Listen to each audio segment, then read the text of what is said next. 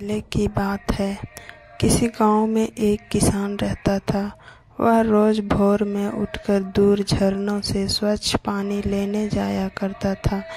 इस काम के लिए वह अपने साथ 2 बड़े घड़े ले जाता था, जिन्हें वो डंडे में बांधकर अपने कंधे पर दोनों ओर लटका लेता था।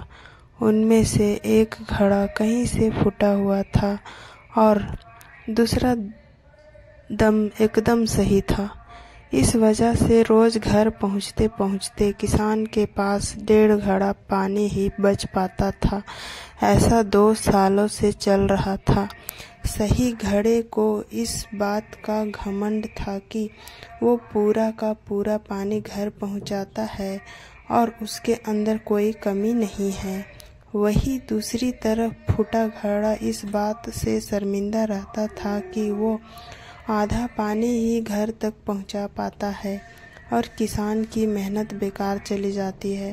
फूटा घड़ा ये सब सोचकर बहुत परेशान रहने लगा और एक दिन उससे रहा नहीं गया। उसने किसान से कहा, मैं खुद पर शर्मिंदा हूँ और आपसे क्षमा मांगना चाहता हूँ। किसान ने पूछा, क्यों? तुम किस बात से शर्मिंदा हो? शायद आप नहीं जानते हैं, मैं एक जगह से फूटा हुआ हूँ और पिछले 2 सालों से मुझे जितना पानी घर पहुँचाना चाहिए था, बस उसका आधा ही पहुँचा पाया हूँ। मेरे अंदर ये बहुत बड़ी कमी है और इस वजह से आपकी मेहनत बर्बाद होती रही है। फूटे घड़े ने दुखी होते हुए कहा। किसान को बड़े घड़े की बात सुनकर थोड़ा दुख हुआ और वह बोला, कोई बात नहीं, मैं चाहता हूँ कि आज लौटते वक्त में पड़ने वाले सुंदर फूलों को देखो। घड़े ने वैसा ही किया। वह रास्ते भर सुंदर फूलों को देखता आया।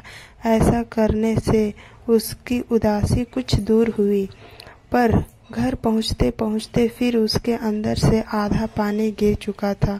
वह मायूस हो गया और किसान से क्षमा मांगने लगा।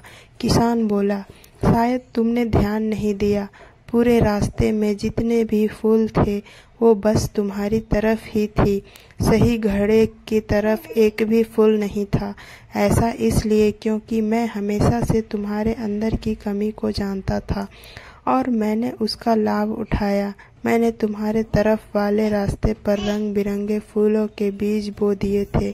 तुम रोज थोड़ा थोड़ा करके उन्हें सींचते रहे और पूरे रास्ते को इतना खूबसूरत बना दिया।